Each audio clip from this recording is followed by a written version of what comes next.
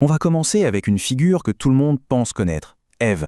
Mais en fait, son histoire, c'est bien plus qu'un simple récit des origines. C'est notre point de départ pour une exploration vraiment fascinante de l'idée même du féminin à travers les âges et les cultures. Alors, pourquoi poser cette question-là d'entrée de jeu?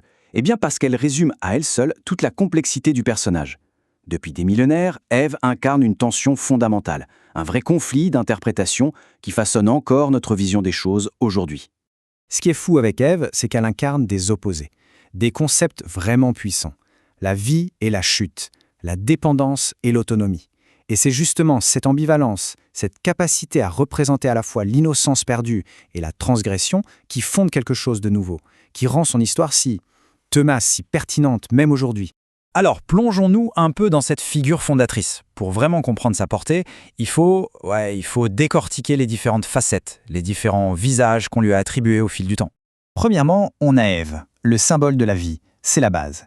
Dans le récit de la Genèse, elle est littéralement la source de l'humanité, la matrice originelle. Elle incarne la fécondité, le commencement de notre histoire à tous, en somme. Et puis arrive le moment clé, celui que tout le monde connaît, le fruit défendu.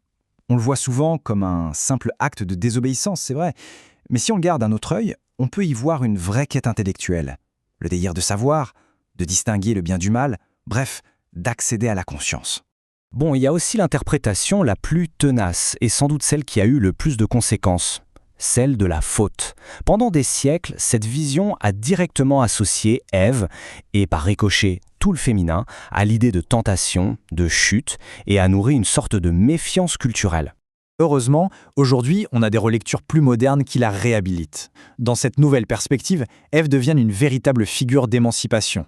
Celle qui a fait le choix audacieux de la conscience plutôt que de l'innocence, de la liberté plutôt que du confort d'un paradis, finalement assez ignorant. Ok, mais pour vraiment comprendre l'ampleur du personnage d'Ève, il faut prendre du recul. Il faut dézoomer. Et on va voir que son histoire est loin, très loin d'être un cas isolé. Alors, unique, pas du tout en fait. D'autres cultures ont imaginé leur propre figure féminine fondatrice. Et ce qui est incroyable, c'est qu'elle soulève des questions très très similaires sur le pouvoir, la connaissance et la nature humaine. Regardons ce tableau, c'est fascinant de voir comment différentes civilisations ont exploré ces thèmes. Prenez Pandore, on pourrait dire que c'est un peu la sœur grecque d'Ève. Elle aussi, elle est curieuse et son geste fait basculer le monde. La différence, c'est qu'Ève amène la connaissance, alors que Pandore, elle, libère les maux de l'humanité. Mais attention, elle conserve l'espoir au fond de la boîte. Et à l'opposé, on a des figures comme Isis en Égypte ou Shakti en Inde qui, elle, incarne une puissance créatrice pure, presque fondamentale et autonome. Ok, après ce petit tour du monde, revenons un peu sur nos pas et rezoomons sur la tradition judéo-chrétienne. Parce que même là, on va découvrir une diversité de rôles féminins assez surprenante, qui va bien au-delà de la seule figure d'Ève. Alors oui, l'opposition qu'on connaît tous, c'est Ève contre Marie. D'un côté, on a la désobéissance qui mène à la chute, de l'autre, l'obéissance qui amène la grâce. Marie est souvent vue comme la nouvelle Ève, celle qui vient tout réparer. Mais cette opposition, aussi forte soit-elle, est loin, mais alors très loin, de résumer toute la richesse du féminin dans ces textes. Prenons la reine Esther par exemple. Elle incarne quelque chose de complètement différent, le courage politique à l'état pur, l'intelligence stratégique. Elle s'engage dans les affaires du monde pour sauver son peuple. On n'est plus du tout dans le registre de la pécheresse ou de la femme soumise, c'est une vraie actrice de l'histoire. Ou bien Ruth. Son histoire est aussi très forte. C'est une étrangère qui fait le choix de la fidélité à sa belle famille. Elle représente cette force tranquille de la loyauté, de l'amour désintéressé. Son histoire nous montre que la grandeur peut se nicher dans l'engagement du quotidien. Et la liste ne s'arrête pas là, bien sûr. Pensez à Marie-Madeleine, la figure de la transformation, la toute première à témoigner de la résurrection. Ou encore aux deux sœurs, Marthe et Marie, qui symbolisent deux voies complémentaires, l'action dans le concret d'un côté et la contemplation de l'autre. On a vraiment toute une palette de facettes. Et maintenant, on va faire le plus grand dézoom de tous. Celui qui va connecter ces histoires très anciennes à une sorte de carte universelle de notre psyché.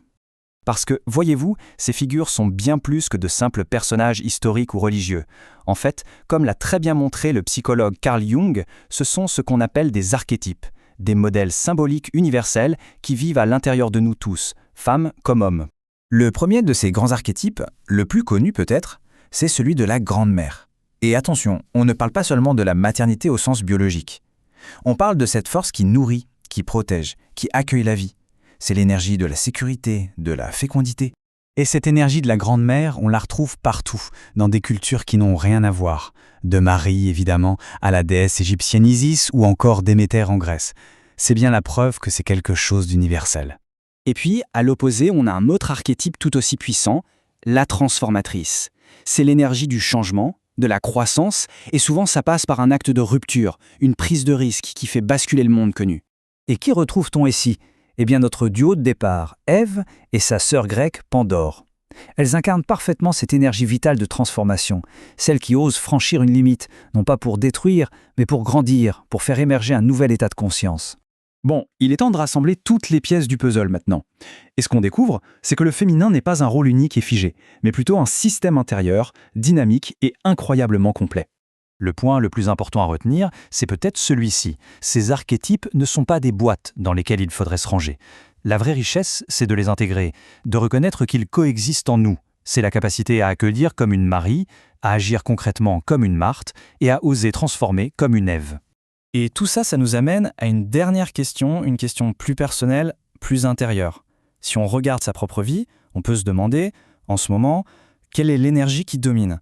Est-ce celle qui construit, celle qui aime, celle qui contemple, ou celle qui ose le changement ? Justement, reconnaître ces différentes forces en soi, c'est peut-être ça, le plus bel héritage de toutes ces histoires millénaires.